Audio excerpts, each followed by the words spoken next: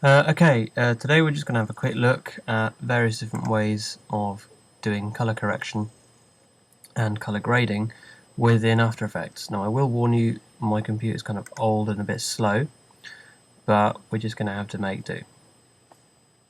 So for this tutorial we're not going to use any software outside of the After Effects colour correction tab. I do have Magic Bullets, or the Magic Bullet suite, and various other color correcting software, but I'm just going to focus on the the tools available to you in After Effects. So first of all, I'm just going to talk about the clip I've got here. This is just a 10 seconds of me just testing a new light I got. It's a EcoZone, I think it is, daylight light bulb, and it's probably about a couple of feet away from my face, and it's a lot better than the tungsten lights I've been using in the past, which give the video a kind of yellow orangey haze to it, even if you get the white balance decent. I don't know if that's just the lights or if it's just me being rubbish, but anyway, color grading. First of all, the most important bit about getting a good color grade is getting good footage. So you want good lighting, first of all, and a properly exposed clip.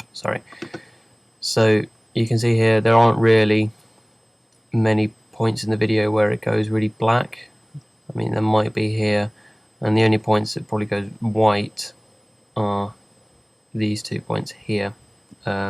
The exposure is pretty well kept. This was shot using Technicolor's CineStyle picture style on the Canon EOS 60D on a 17 to 85mm lens. I think this is at the widest, or maybe it's at 24mm, I can't remember. But the more important bit is we have a very powerful light, well, not very powerful, but a pretty powerful light shining directly onto my face from not very far away. So we're already 2 minutes in and I haven't even started talking about color correcting in After Effects, which is good. So you've got a couple of basic tools within After Effects. First of all, you've got Curves. Now Curves is a brilliant tool. It basically just focuses on contrast. You can contrast on the RGB, so this is an RGB contrast S-curve. You can see the shadows are darker and the highlights have become brighter. Now I'm just going to show you how that works. This is a graph of your shadows here, your midtones and your highlights, and the 2 points at each end are your black point and your white point. So we can, for a mental effect, I wouldn't recommend this, but you can create almost solarizing effect or something. You can partially invert it by taking your highlights, or your white point even, and bringing it down here, and you can see that gives a very strange effect, and yeah, it's not very nice. But very simple S-curve is to find the shadows here. Now this is this cross section, so you're going to want to find that point and bring it down as much as you want. So you're just going to bring it down there. I'm not going to make it too harsh, and most of the time that could be enough.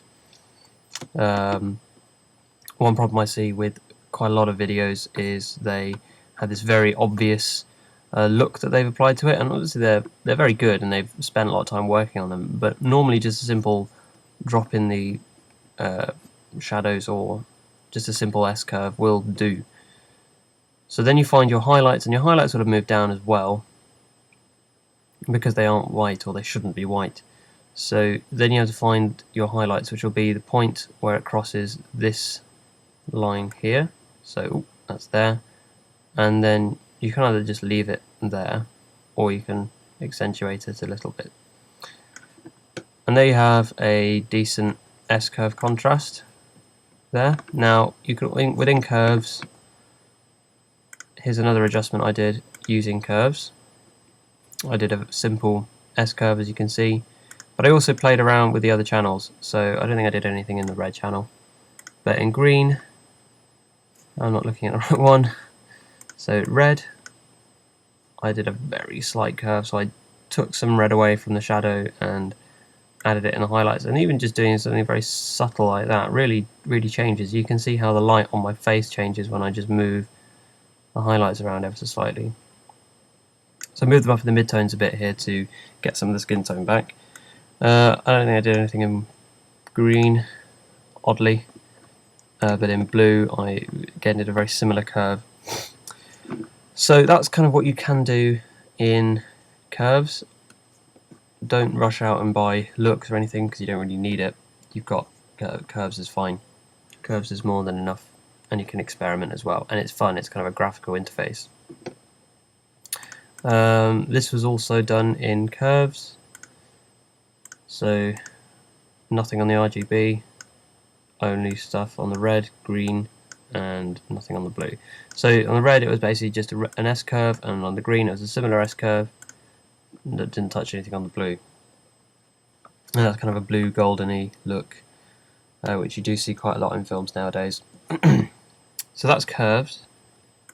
We're going to have a look at levels. Now levels produces a bit, well, it essentially can do the same as curves, but it's a bit easier to get a sharper contrast on it. You've got your input and your output. This is basically what you'll be using. You'll be using the input graph here, and this is the histogram of your video.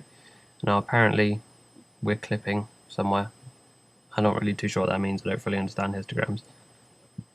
But this is your shadows and your highlights as well. And then you have your gamma there. So we're going to do it. This is very easy to contrast, because so you just take your, if it's perfectly exposed or if it's decently exposed, you just take your shadow one here and bring it to the end of the histogram, and do the same with the highlights and bring it to the end of the histogram. And then you can play with the gamma and make it darker or make it brighter. So we're just going to make it a bit darker. There. Now you don't want to play too much with the, well, of course have a play around by all means, but the outputs, they basically choose the brightness of the highlights of your white point. So they will take the white and make it more grey and then more black, and eventually it's good for a kind of fade though, that is, so you can keyframe it. Same here on the shadows, although this can be used to make an almost vintage effect, just fading the blacks. And sometimes it's a good idea just to raise it a little bit so you reclaim some detail after contrasting a little in the very dark areas. That's levels. Whoops, there we go. Switch that off so you can see the difference. I should really ought to have done that on the others, but never mind. And here's kind of a final output one. Now I've done the same as what we did previously with levels, and on curves I've played with the blue channel, and I think that's it. I went a little bit on the red. So I kind of locked off the midtones and just pulled down the highlights of the red a little bit, and moved the blue highlights up a notch. And then I use Video Copilot's free preset for aspect ratio. This is set to the 240 preset. You apply this to an adjustment layer, it creates a letterbox effect, but of course you can just move this and it will, whoops, create a letterboxing effect for you. It's good to keep it at 240, unless you want like super wide. We just took a picture of my nose. Okay, and you can't have negative. You can't have negative aspect ratio. So 240. There we go. And that's kind of the anamorphic preset, which is what a lot of films seem to have nowadays. So that's color correcting. Now there is something else that I've seen knocking around on the internet, which I just wanted to touch upon. And it's the kind of HDR-V, getting the game away there, fake HDR-V, or high dynamic range video. Now HDR photography is basically where you take 3 different exposures of the same subject and combine them together. This is a way to do it in After Effects. I've used a different method before, where I've just basically filmed. I can show you. I will have shot this, and I don't know. Oh, that's a great frame, very good frame. And I've rendered that, and then gone for screen, rendered that because we get a bit more detail in the shadows, and then go to multiply, and then rendered that because we get a bit more detail in the highlights, and then combine all those together, and you get essentially a high dynamic range video. And it's not a true HDR video because, well, it just isn't, because it's not actual shadows and actual highlights. It's just kind of ones that have been created. So it's not using. It's cheaper than buying two HDSLRs and putting them through a single lens converter. So there is a plugin in After Effects which uses this. It's called Shadow/Highlights. Now, it's not the best looking effect in the world, but it can kind of create a fake looking high dynamic range look. It basically brightens the shadows and brings the highlights in a little bit. But it's not to be, I think that's what it's doing. It's not to be confused with what an S-curve might do. Bring the highlights down and push the shadows up. That's not high dynamic range, that's just flattening, which essentially is what this is doing, but it's kind of maintaining contrast at the same time. Now it does look a bit funny. I'm going to experiment some more with this, but you can of course then apply looks on top of this. I think the reason why it's looking so funny is because I shot it in quite a high ISO, but you can shoot in a lower one. So that's very basic color correcting in After Effects. I hope this was helpful. If there's any questions, please comment below and I will try to get back to you as fast as I can. So go have fun, and remember, lighting is the most important thing about your shot. Bye.